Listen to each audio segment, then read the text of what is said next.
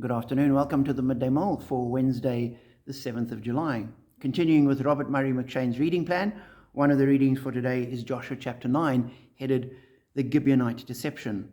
As the Israelites entered the promised land, they were instructed to drive out all the nations that were there. We looked at that yesterday.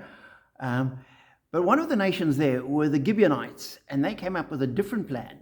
Out of fear of the Israelites, what they did is they sent a delegation disguised as people who'd undertaken a great journey, and they came to them and said, we've come from a distant land and we want to make a peace treaty with you. And then they said, look, our bread's all moldy, our sandals are worn out, our wineskins are dry and cracked and empty. You can see we've come a great distance. So the Israelites fell for it, made a peace treaty, and then found out the truth. And the Gibeonites ended up becoming essentially slaves to them from that point on.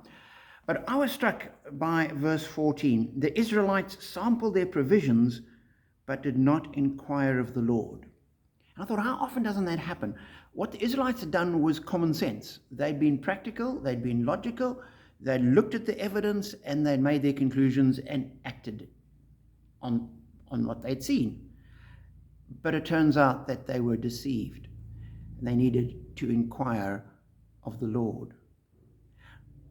Now, we need some kind of balance, because we can't sit and wait and inquire of the Lord for everything. A lot of life just has to continue with common sense and logic. And I heard of somebody that would wake up in the morning and then pray, God, do you want me to get up today and wait on the Lord? And God, shall I put on socks?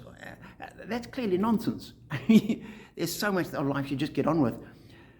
But as I was thinking about it, I thought we actually need to have our thinking shaped by God. And sometimes what God calls us to do and the way God directs us will be in directions that would not actually make perfect sense.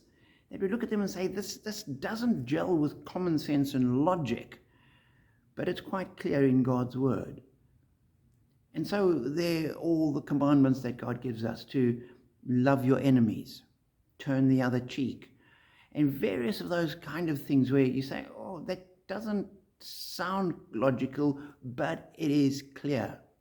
And therefore, we need to beware of being like the Israelites and just relying on common sense.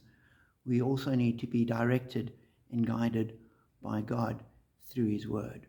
So let God's word shape and direct you, form the foundation of your being, shape your thinking and your value system, and then we get on with life saying, God, guide us day by day. And as we go through our day, be aware and waiting on God and listening for his prompts. And as we do that, we will be aligned with his will, and we will be walking in his blessing.